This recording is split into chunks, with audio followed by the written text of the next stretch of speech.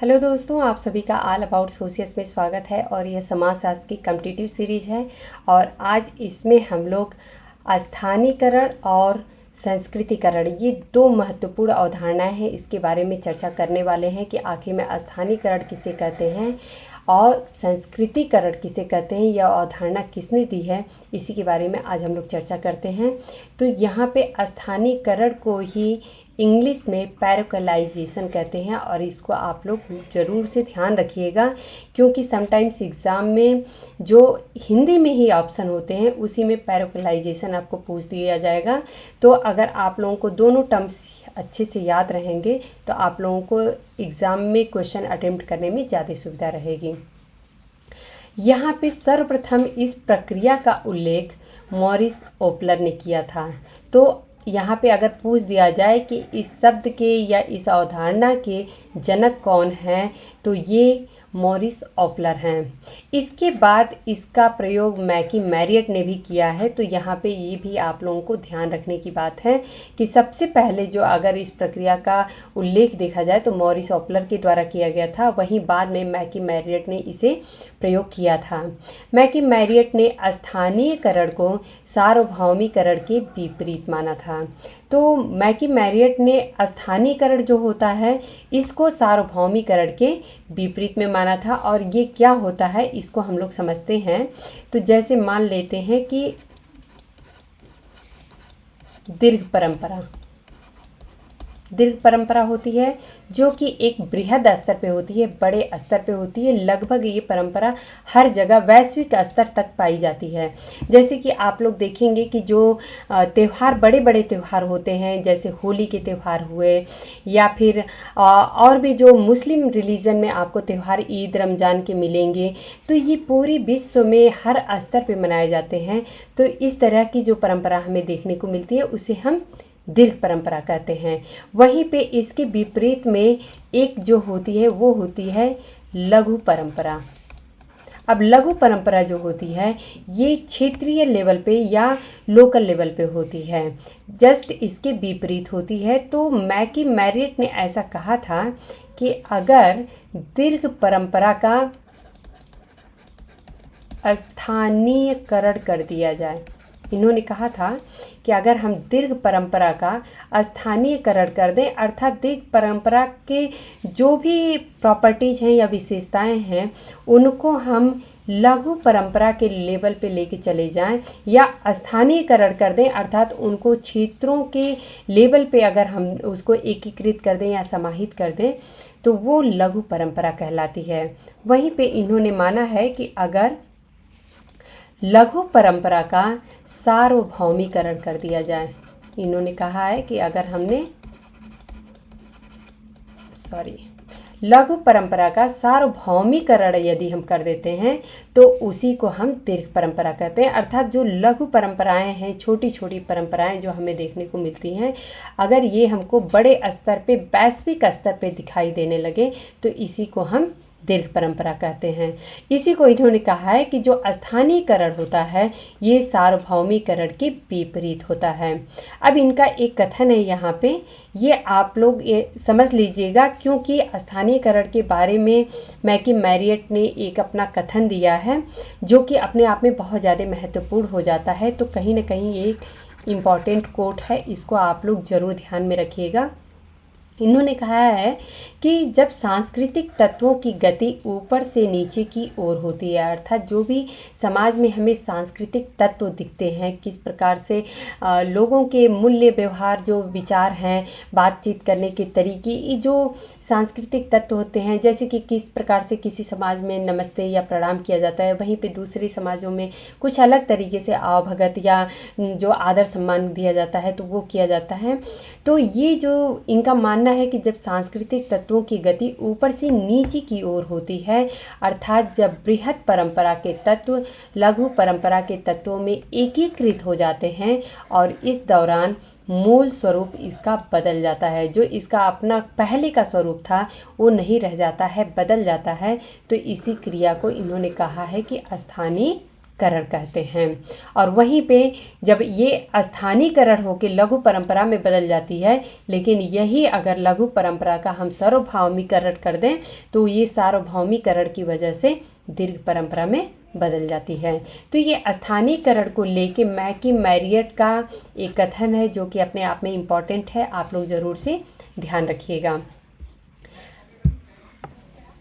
Morris ओपलर ने professor RD. Singh के साथ मिलकर सेनापुर नामक गांव, ये सेनापुर नामक गांव है, यहाँ पे इन्होंने अध्ययन किया था। तो ये दो नाम आप लोगों को इम्पॉर्टेंट दिखेगा कि एक तो मॉरिस ओपलर ने खुद अध्ययन किया था और ये प्रोफेसर आर.डी. सिंह के साथ मिलके किया था। कहाँ पे किया था अध्ययन? ये है सेनापुर नामक गांव। और यहाँ पे इन्होंने जब अध्ययन किया था तो उसी समय एकता और फैलाव जैसी अवधारणा को इन्होंने जन्म दिया था। तो एकता और फैलाव जैसी अवधारणा जो है ये मॉरिस ओपलर के द्वारा सेनापुर नामक गांव का अध्ययन करते समय दिया गया था। और साथ में यहाँ पे आर.डी. सिंह का नाम भी आप लोग ज़रूर याद रखिएगा क्योंकि ये अध्ययन इन्हीं के साथ इन्होंने मिलके किया था। यहाँ पे एक नाम और आता है हेराल्ड ए गोल्ड। इन्होंने इसी अवधारणा को, जो इन्होंने एकता और फैलाव की अवधारणा दी है, इसी सेम अवधारणा को केंद्राभिसारी और केंद्रापसारी जैसी अवधारणाओं का नाम दिया है। इसे इंग्लिश में सेंट्रीपेटल और सेंट्रीफ्यूगल कहते हैं। तो ये नाम भी आप लोग इंग्लिश का टर्म्स भी ज़रूर याद रखिएगा क्योंकि हिंदी में भी ये सेंट्रीपेटल और सेंट्रीफ्यूगल लिख के आ सकता है। तो इसे केंद्राभिसारी और केंद्रापसारी कहते हैं। अब इन दोनों में अंतर क्या होता है इसको समझ लेते हैं। जैसे यहाँ पे इन्होंने कहा है एकता की बात कि विभिन्न जो गांव होते हैं उन गांवों में हमें कहीं ना कहीं एकता की भावना देखने को मिलती है। और जो फैलाव की अवधारणा है ये अपने आप में क्या बताती है, तो ये इनका ऐसा मानना था कि एक गांव के जो सदस्य होते हैं वो किसी न किसी प्रकार से, जैसे विवाह के माध्यम से, नातेदारी के माध्यम से, अन्य गांवों से, यहाँ तक कि दूसरे जिलों से, दूसरे राज्यों से भी लोग संबंधित होते हैं। तो कहीं ना कहीं गांव में हमें एकता और फैलाव दोनों की अवधारणा देखने को मिलती है। यहीं पे हेराल्ड ए गोल्ड ने इसे कहा है कि ये केंद्राभिसारी और केंद्रापसारी अवधारणा है। केंद्राभिसारी का अर्थ ये होता है कि जो भी हमें वहाँ की संरचना दिख रही है वो केंद्र के अंदर, एक सीमित क्षेत्र के अंदर दिख रही है। लेकिन अगर केंद्रापसारी की बात करें तो ये सेंट्रीफ्यूगल होता है और इसे होता है कि ये जो हमें बाकी संरचनाएं उससे संबंधित दिख रही हैं उस क्षेत्र विशेष से, वो दूसरे क्षेत्रों तक भी जुड़ी हुई है। तो सेम उसी एग्जाम्पल को लेके इन्होंने भी, जिस तरीके से कि विवाह होता है तो एक अगर सदस्य किसी एक गांव का व्यक्ति है और फिर उसका विवाह हो गया तो उसके जो पत्नी है या पति है वो दूसरे गांव से संबंधित होता है और फिर उससे जो रिश्तेदार नातेदार होते हैं वो अन्य गांव से संबंधित होते हैं। तो ये कहीं ना कहीं हमें केंद्रापसारी जैसी अवधारणा देखने को यहाँ पे मिलती है। गोल्ड का नाम एक और किस गांव का इन्होंने अध्ययन किया था इससे भी जुड़ा हुआ है। तो ये अपने आप में एक इम्पॉर्टेंट टर्म्स हो जाता है, आप लोग इसको ज़रूर नोट रखिएगा। गोल्ड ने फैजाबाद के शेरोपुर और नाकटी गांव का अध्ययन किया था। तो ये दो, जो फैजाबाद का शेरोपुर है और नाकटी गांव है, ये भी अपने आप में इम्पॉर्टेंट हो जाता है और इसका अध्ययन हेराल्ड गोल्ड ने किया था। हेराल्ड गोल्ड का नाम एक जगह और आता है और ये विभिन्न परीक्षाओं में पूछा गया है कि लखनऊ के रिक्शा चालकों का अध्ययन किसने किया था। लखनऊ के रिक्शा चालकों का अध्ययन भी हेराल्ड गोल्ड ने ही किया था। तो दोस्तों ये आप लोगों का जो एक स्थानीयकरण अवधारणा थी उससे संबंधित कुछ महत्वपूर्ण फैक्ट्स थे और इसके आगे अब हम लोग संस्कृतिकरण की अवधारणा को देखेंगे। तो ये आप सभी को पता है कि संस्कृतिकरण की जो अवधारणा थी वो एम.एन. श्रीनिवास से संबंधित है, उन्होंने दी थी। और उन्होंने सबसे पहले जो संस्कृतिकरण की अवधारणा है इसे इन्होंने ब्राह्मणीकरण कह के पुकारा था। तो सबसे पहले इन्होंने ब्राह्मणीकरण कहा था। बाद में बहुत ज़्यादा इनकी आलोचना की गई थी कि सिर्फ किसी एक ब्राह्मण जाति को लेके आप ये कैसे कह सकते हैं कि जो विभिन्न जातियां हैं वो सिर्फ ब्राह्मणीकरण की तरफ आगे बढ़ रही हैं, अर्थात ब्राह्मणों की जो वेशभूषा है, रहन सहन है, सिर्फ उसी को वो अपनाना चाहती हैं। तो बहुत ज़्यादा आलोचना के बाद इन्होंने संस्कृतिकरण का ये टर्म इन्होंने दिया था। तो संस्कृतिकरण की अवधारणा जो है वो M.N. श्रीनिवास से संबंधित है। और ये संस्कृतिकरण आखिर में होता क्या है, तो जो निम्न जातियां होती हैं, जो जैसे कि ये निम्न जातियां हैं, निम्न जातियां जब उच्च जातियों के, मान लेते हैं यहाँ पे उच्च जातियां हैं, तो जो निम्न जातियां होती हैं वो उच्च जातियों की जब रहन सहन, जो वेशभूषा है या उनकी रहन सहन, भाषा, बातचीत करने के जो तरीके होते हैं, या उनकी किस प्रकार से जो हाव भाव हैं, उनके शिक्षा का स्तर है, ये सारी चीज़ें जो हैं उनकी जीवन शैली को अगर पूरा निचोड़ देखें तो उनकी जीवन शैली को, जो निम्न जातियां हैं वो उच्च जातियों की जीवन शैली को अपनाने की तरफ अग्रसर होती हैं, और इसी को इन्होंने संस्कृतिकरण कहा है। इस प्रकार से वो अपनी जो निम्न जातियां होती हैं, अपनी जो रहन सहन होती है, जीवन शैली होती है, उसमें लगभग 2 या 3 पीढ़ी के बाद अपने आप में काफ़ी हद तक परिवर्तन ला देती हैं। यहाँ पे एक और पॉइंट इम्पॉर्टेंट हो जाता है कि क्या निम्न जातियाँ जब उच्च जातियों का अनुसरण करती हैं या उनकी जैसे अपने आप को ढालती हैं, तो क्या इनकी जो संरचना है उसमें भी परिवर्तन हो जाता है? तो ऐसा नहीं होता है। उनकी संरचनात्मक परिवर्तन कहीं नहीं देखने को मिलती है। उनके सिर्फ और सिर्फ पद में परिवर्तन हमें देखने को मिलता है। तो यहाँ पे अब हम लोग संस्कृतिकरण की कुछ विशेषताएं हैं उसको समझ लेते हैं।